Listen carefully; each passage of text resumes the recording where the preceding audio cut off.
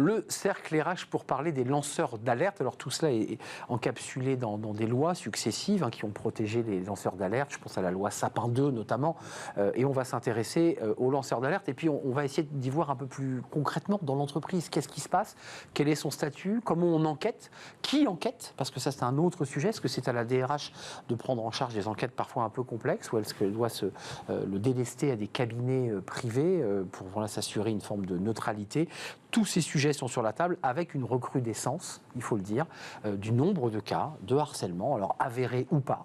Mais en tout cas, il y a beaucoup de difficultés au sein des entreprises sur ces sujets. Angélique Pétel, ravie de vous accueillir.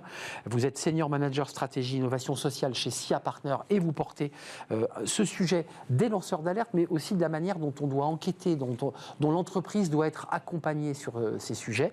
Et puis avec nous, un spécialiste, Kevin Audureau. Bonjour Kevin. Bonjour. Psychosociologue chez YouSide. Un mot sur YouSide pour qu'on situe YouSide. YouSide, c'est un cabinet spécialisé dans les sciences comportementales et donc qui essaye de comprendre, qui s'appelait l'IFAS, l'Institut français d'action sur le stress avant, et qui est un des précurseurs dans l'analyse du stress au travail. Essentiel. Un mot côté SIA et Angélique, on parle des lanceurs d'alerte, mais est-ce que vous, et qui avez évidemment un regard avec vos clients, est-ce qu'on a une augmentation, puisqu'on a vu avec Indeed et l'étude, on pensait que le débat était réglé, l'égalité femmes-hommes, c'était fini, c'est derrière nous, pas du tout. Sexisme, difficulté de trouver sa place quand on est une femme. Est-ce que vous constatez une recrudescence et des difficultés plus importantes encore aujourd'hui autour d'affaires de harcèlement sexuel, moral et de sexisme ordinaire? Alors, l'Organisation internationale du travail nous dit que c'est 2 personnes sur 5 qui finalement subissent des violences et du harcèlement au travail. 20% des personnes en entreprise souffrent de problèmes psychologiques. Donc on voit vraiment qu'il y a de plus en plus de souffrance, un problème de communication. Et en fait, on arrive finalement à être un lanceur d'alerte parce qu'on est victime ou parce qu'on est témoin finalement de comportements inappropriés et parce qu'on n'a peut-être pas été écouté à un moment donné aussi dans l'entreprise.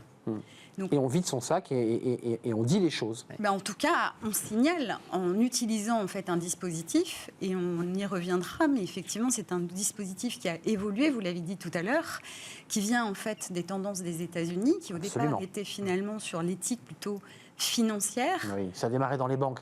Voilà, exactement, dans les banques. On dénonçait une malversation menée par une banque. Exactement. Et avec la loi Wasserman du 22 mars 2022 et son décret d'application, donc c'est tout récent, finalement ça s'applique aussi au sujet d'éthique sociale, c'est-à-dire le harcèlement moral, le harcèlement sexuel. On a élargi le champ du lanceur d'alerte. On l'a complètement élargi.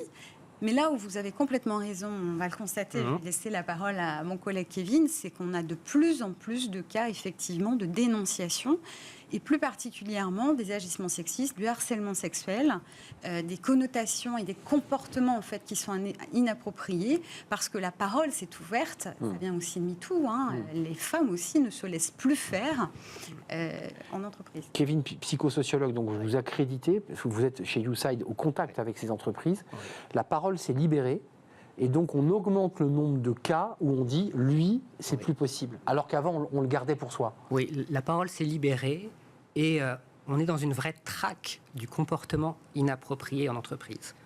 On est passé d'un monde qui crée des valeurs. À la fois c'est super positif, et excusez-moi, mais c'est en même temps très flippant. Complètement, parce que pour certains, ils se sont pas adaptés. Ils n'ont pas compris que les normes avaient changé. C'est ça. Ils n'ont pas compris pourquoi... Pour eux, c'est normal, quoi. Ils ont toujours fonctionné comme ça. Donc quand on leur dit, aujourd'hui, le cadre légal a changé et on va te demander de t'adapter pour l'autre, pour certains, c'est pas entendable. Et certains ne voient pas. En fait, vous voyez, ils ne voient pas les comportements comme ils l'ont vu. Ils ne voient pas l'effet qu'ils produisent sur... Il y a une forme de normalité, ils l'ont toujours fait, ça a toujours été comme ça. Exactement. Mais le lanceur d'alerte, parce que là on voit bien qu'avec cette loi de 2022, on élargit le champ. Vous devez aussi, en tant que psychosociologue, accueillir ce lanceur d'alerte, parce que lui aussi, il se sent en grand danger, il se sent en péril, ce lanceur d'alerte. On se souvient des lanceurs d'alerte qui avaient dénoncé UBS et quelques grandes affaires. Ces gens-là ont été détruits. Tout à fait. Alors, comment on fait ? C'est intéressant parce que ce qu'on observe, c'est que déjà maintenant, on a des lanceurs d'alerte anonymes. C'est qu'on voit une recrudescence de courriers anonymes avec des gens à qui on leur demande c'est pour ça que je côté de préserver leur anonymat. Flippant de l'affaire. Voilà. La dénonciation. Quoi. Vous imaginez bien quand on est DRH et qu'on reçoit un courrier anonyme qui cite d'autres personnes, par contre. Et qui balance. Et qui balance. Et le DRH qui se retrouve avec ce sujet brûlant en se disant, est-ce que je l'ouvre ou est-ce que je l'ouvre pas? Aujourd'hui, la loi lui demande de l'ouvrir. Même quand c'est anonyme, on est bien précis. Quand c'est anonyme. Maintenant, et là, vous touchez du doigt le sujet qui est hyper important. C'est qu'en fait, à chaque fois qu'on va ouvrir ce sujet relationnel, on va mettre en tension le système.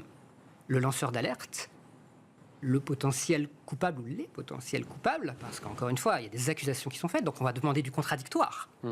Et puis, si on s'arrête à la parole de l'un contre la parole de l'autre, on va avoir un problème. Donc, il va falloir élargir le cercle. Donc, élargir le périmètre de risque, hein, parce qu'on va demander à certains leur perception de la situation. Ils vont devoir se mouiller aussi. Eh oui.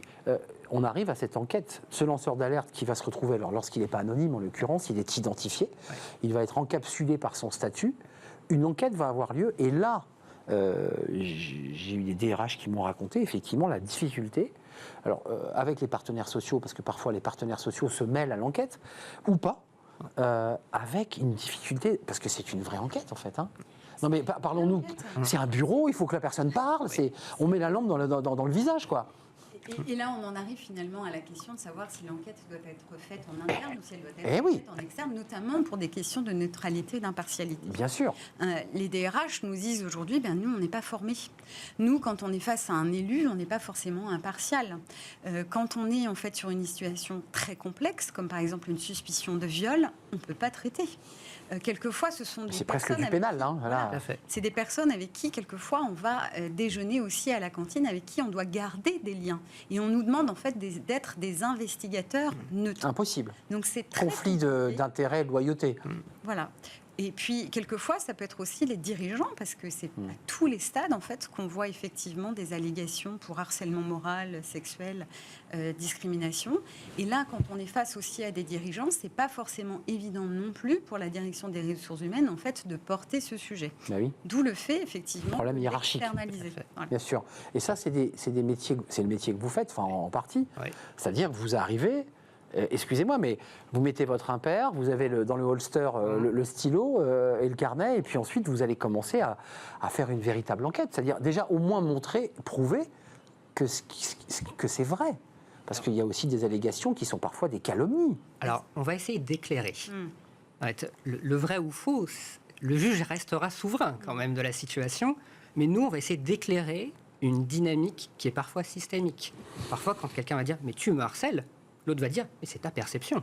Exact. Moi, je te recadre. Exact. Ça, c'est un vrai sujet, demeurant. Et c'est un énorme... Je te demande juste de faire ton travail. Non, il me harcèle. Exactement. Donc, vous voyez qu'en fait, l'enjeu va être aussi de problématiser la situation.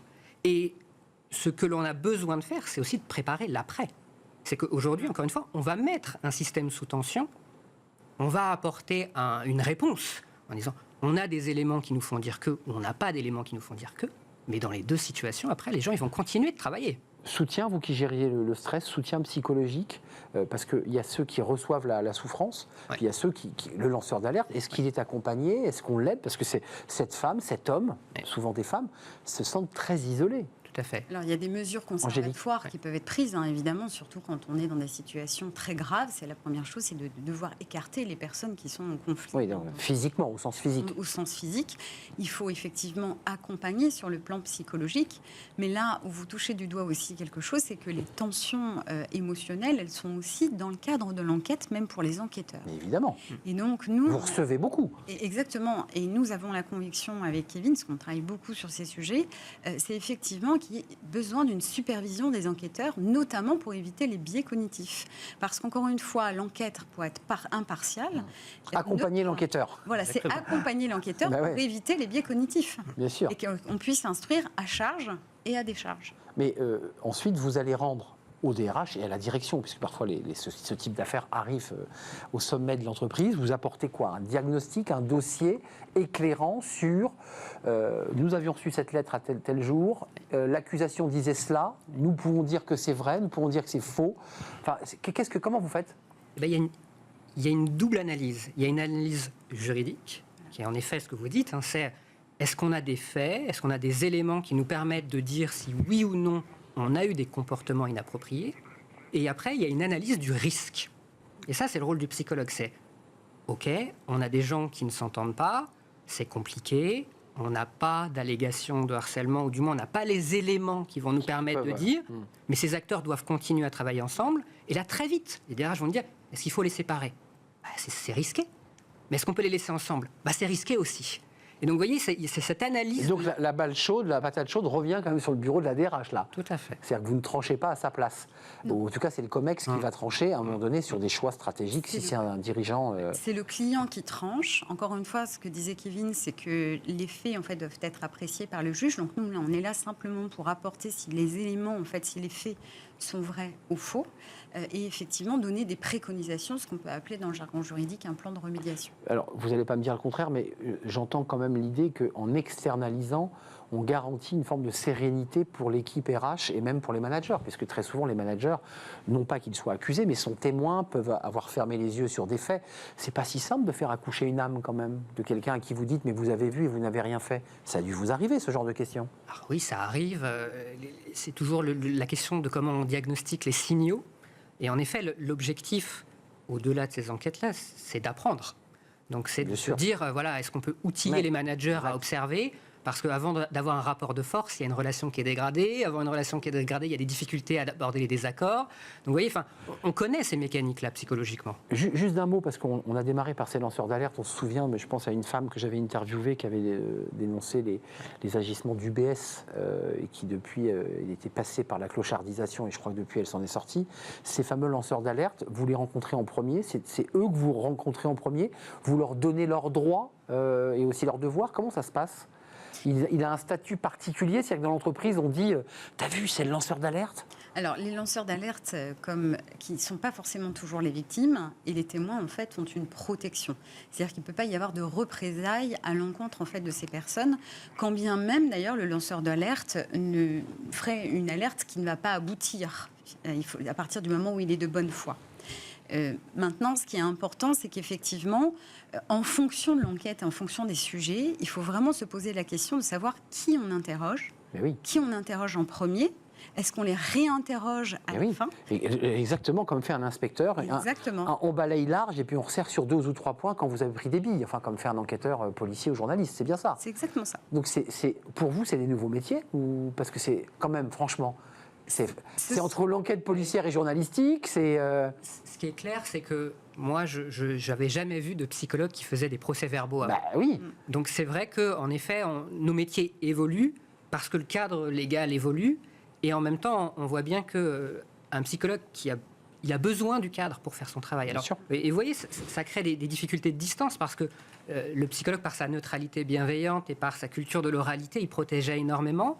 Aujourd'hui, on est obligé de déplacer un petit peu le focus, de ramener du cadre. Et c'est là où on est convaincu avec Angélique qu'avoir un double profil permet à chacun d'être dans son rôle. Celui qui fait respecter le cadre et celui qui amène la sécurité psychologique. En tout cas, c'est passionnant ce que vous nous décrivez. En tout cas, c'est non seulement passionnant, et c'est nouveau, puisque c'est depuis la loi de 2022. Donc c'est vrai que vous collez à l'évolution. Et l'intérêt du duo, j'imagine, est important aussi de ne pas être forcément seul à recevoir tout ça, parce que même pour vous, c'est une pression énorme. Tout à fait. C'est gigantesque. C'est-à-dire que vous reprenez en fait la vague de l'entreprise dans la figure, en fait. C'est ça le sujet. Là, par exemple, moi j'ai vu un homme qui était un boxeur, un grand gaillard, etc. Et il est arrivé devant moi en me disant « mais je suis là pourquoi ? Qu'est-ce qui se passe ?» Il était complètement finalement déstabilisé. Et quand je lui ai dit « non, vous êtes là en tant que témoin » parce qu'il ne savait pas, déjà ça a permis d'apaiser. Mais effectivement, on était quand même sur des sujets de harcèlement sexuel. Donc, c'était toute sa carrière, éventuellement perdre sa femme. Bien sûr. Ça a des conséquences dans la vie perso. Exactement. Par ailleurs, quand on est accusé ou agresseur, tout ça a des conséquences sur la vie de famille avec ses enfants. Sujet passionnant qu'on va continuer à suivre avec vous et on voit bien l'intérêt de travailler aussi avec ce biface, ces 2 têtes. Angélique Pétel chez SIA Partner et Kevin Audureau chez YouSide, psychosociologue. C'était un vrai plaisir de vous accueillir. Merci. J'ai passé un agréable moment. En tout cas, c'est un sujet essentiel. On tourne une page et on va rester dans cette tendance de la place des femmes dans l'entreprise. Il n'y a pas que des femmes harcelées, mais elles sont majoritaires. Le livre d'Élise Fabing, et nous l'accueillons, c'est le livre de Smart Job.